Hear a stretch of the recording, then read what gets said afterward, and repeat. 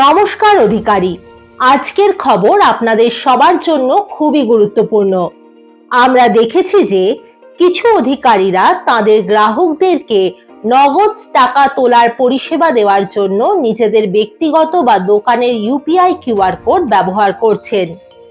অনুগ্রহ করে মনে রাখবেন যে এটা অনুমোদিত নয় এবং এই কাজটা করা ঠিক নয়। আপনি ইনকাম ট্যাক্স জিএসটি নোটিশ পেতে পারেন এবং আরবিআই কঠোরভাবে এটাকে পর্যবেক্ষণ করছে। শুধুমাত্র দুই ধরনের লেনদেন করা বৈধ।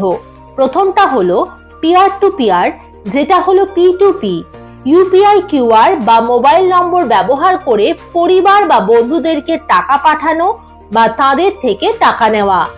দ্বিতীয়টা হলো P2M, যেটা হলো পিয়ার টু মার্চেন্ট।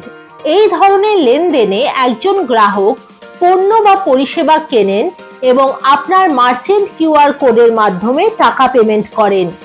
আপনার কিউআর কোডের মাধ্যমে নগদ টাকা তুলে দেওয়া কখনোই অনুমোদিত নয়।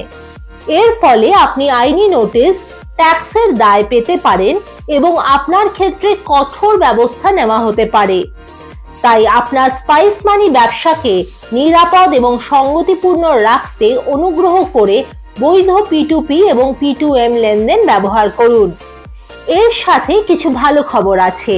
স্পাইস মানি খুব তাড়াতাড়ি একটা নতুন পরিষেবা চালু করবে যা আপনাদেরকে এই সমস্যার সঠিক সমাধান দেবে। ধন্যবাদ।